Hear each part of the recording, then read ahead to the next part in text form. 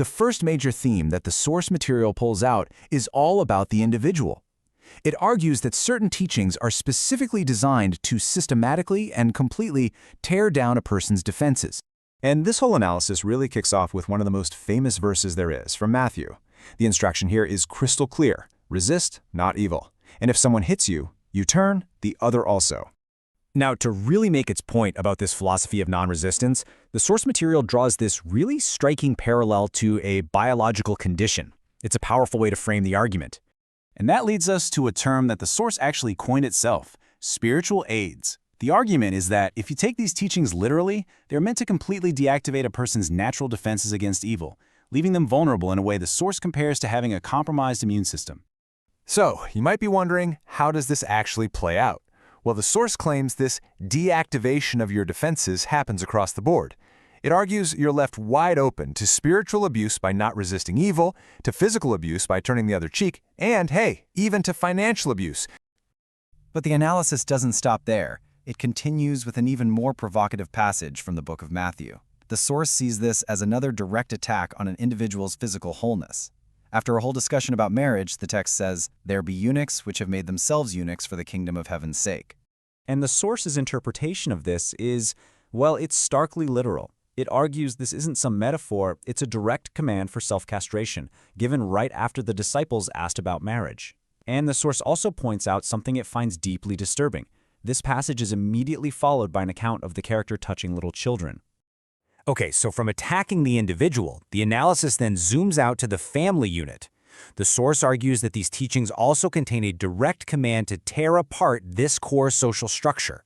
And the main piece of evidence that's presented for this is a real bombshell from Luke's Gospel, which says that to be a disciple, a person must hate their father, mother, wife, children, siblings, and even their own life. This comparison right here is absolutely central to the source's argument about this figure being the lawless one. You see, on the left, you've got the established law from Exodus, honor thy father and thy mother. Then on the right, you get this new claim from Luke. The source presents this as a direct and very intentional contradiction. And just in case you thought that was a one-off, another passage from Matthew really doubles down on this idea. It explicitly states the mission is to create division. For I am come to set a man at variance against his father, and a man's foes shall be they of his own household. So when you take all of this together, the source interprets these teachings on family as the tactics of an abusive cult leader and a weakener of nations, basically designed to systematically destroy our most fundamental social bonds.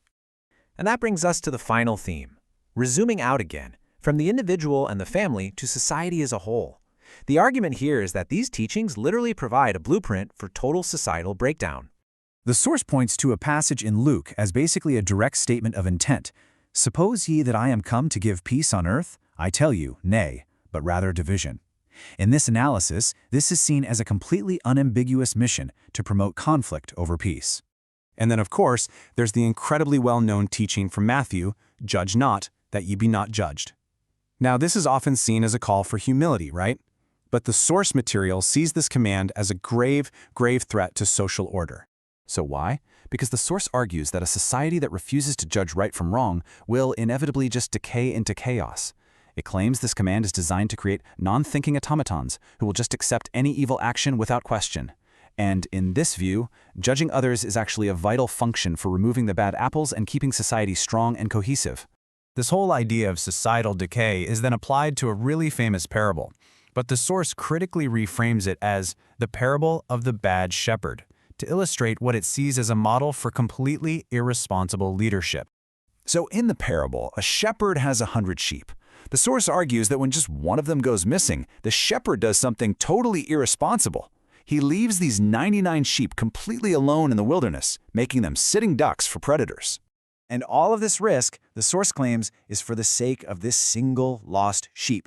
This action is presented as a model for absolutely reckless leadership, endangering the entire flock, the entire society, just for the sake of one individual.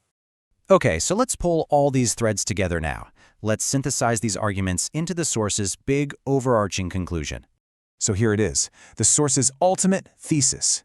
These passages, when you read them literally, portray a figure who is fundamentally against the law. In this view, these teachings aren't about spiritual guidance at all. No, they're a deliberate program for destruction, starting with the individual, moving to the family, and finally to society itself.